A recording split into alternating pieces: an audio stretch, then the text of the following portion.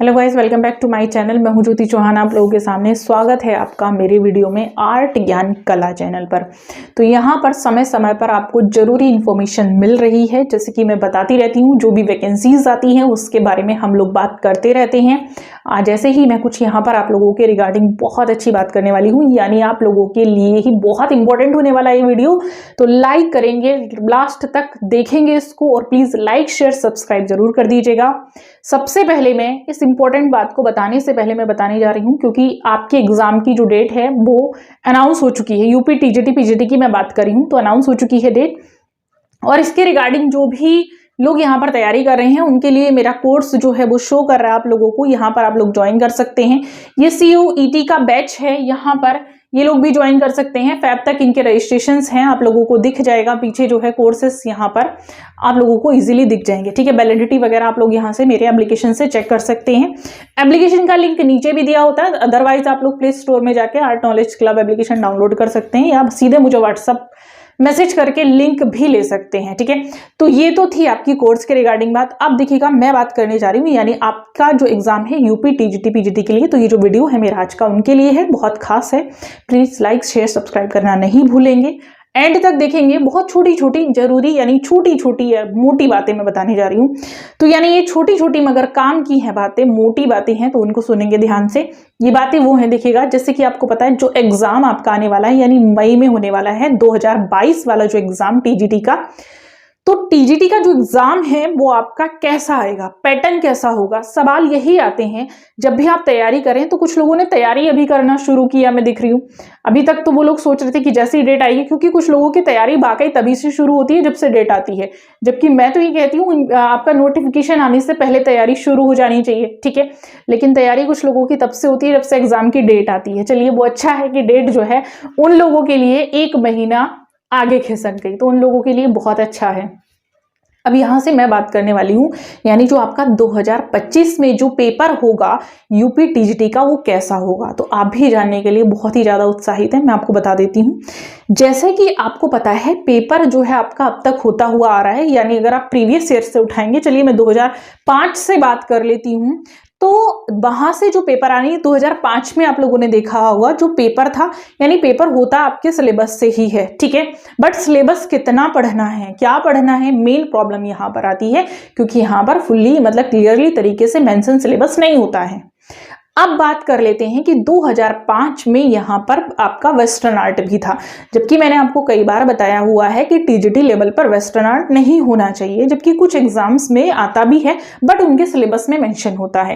क्योंकि टीजीटी अगर यानी हम प्रशिक्षित स्नातक की बात करें हैं तो वहां पर वेस्टर्न नहीं होता, बट एग्जाम में आता है। और एग्जाम में क्यों आता है उसका रीजन भी मैंने बताया था, यानी जहां से इंडियन कला का टच वेस्टर्न कला के साथ होता है, यानी जहां से हम लोग समकालीन कलाएं पढ़ते हैं, जैसे कि सिंधु घाटी सभ्यता के समकालीन मिस्र और मेसोपोटामिया की सभ्यता है, यूरोपीय प्रागैतिहासिक कालीन सभ्यता है, भारतीय प्रागैतिहासिक कालीन सभ्यता के समकालीन। तो ऐसे ही चीजों के समकालीन जो चीजें हैं वो आपकी आती हैं, राइट।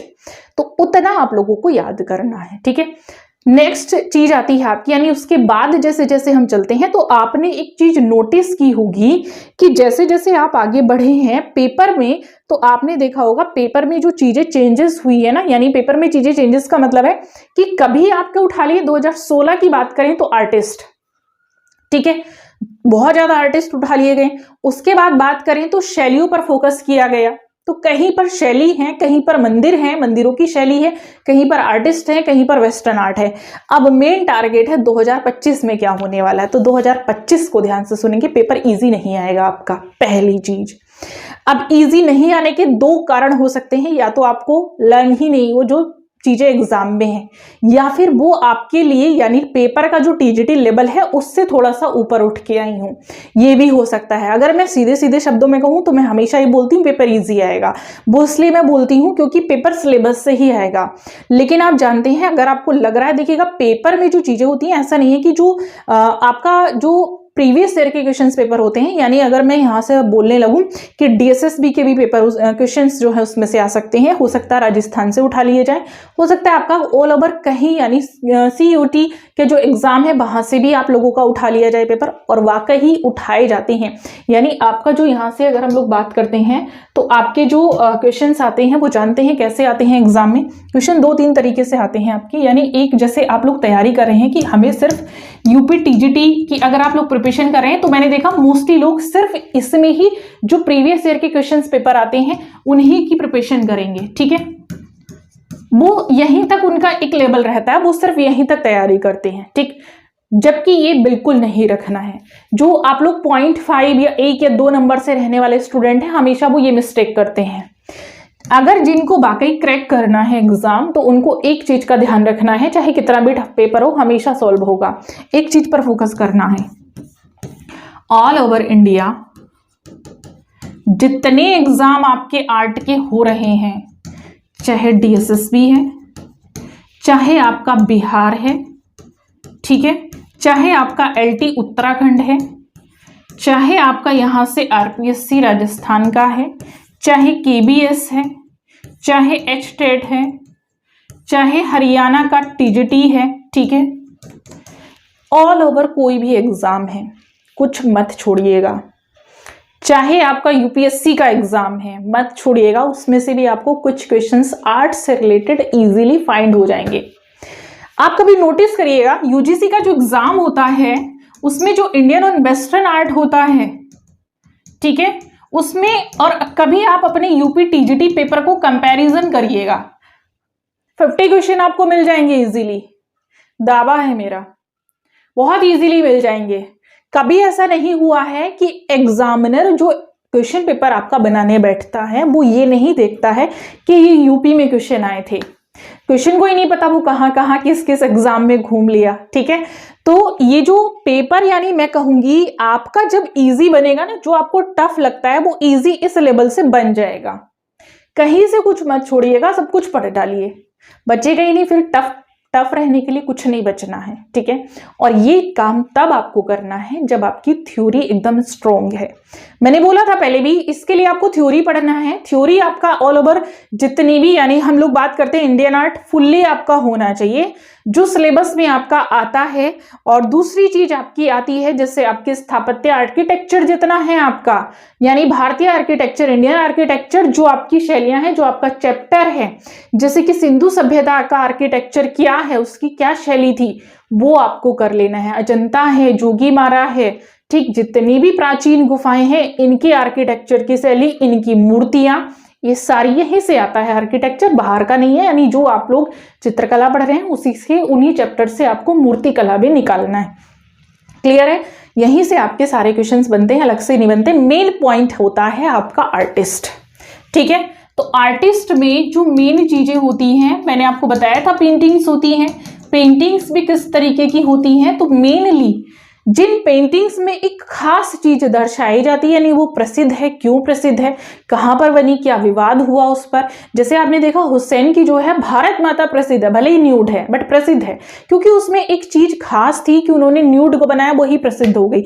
हुसैन अपने आप में एक बहुत बड़ी ब्रांड है, उनको खुद को ब्रांड कहा जाता है। तो ऑल ओवर हुसैन से कुछ ऐसा छूटेगा ही नहीं कि जो आपसे नहीं पूछा जाए, सब कुछ पूछा जाएगा, राइट।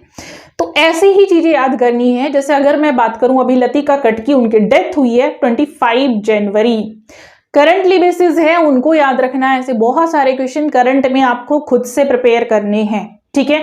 करंट आप खुद से कर सकते हैं, जो भी चीजें वर्तमान में चल रही है उसका सबसे अच्छा साधन आज के समय में है, आप सोशल मीडिया पर एक्टिव रहते हैं, सोशल मीडिया पर ज्यादा से ज्यादा चीजें, यानी न्यूज के माध्यम से या कैसे भी करके आप लोग इन चीजों को फाइंड करिएगा हमेशा। और मैं मानती हूं जो टफ पेपर बनता है वो यहीं से बनता है। और इसके बाद आप कोई भी एग्जाम दीजिएगा, टीजीटी अभी तो फिलहाल आप दे रहे हैं, तो टीजीटी में कहीं से भी प्रश्न पूछेगा, मुझे नहीं लगता आप लोगों के लिए कुछ टफ होने वाला है, क्योंकि जितना मैंने बताया ना, वेस्टर्न आपका इंडियन आर्टिस्ट सब कुछ आपको यहीं से मिल जाएगा, कहीं नहीं जाएगा। तो जितने भी ये क्वेश्चंस पेपर होते हैं ये सब आपके काम के हैं। सिर्फ यहां तक लेवल सीमित मत रखिएगा।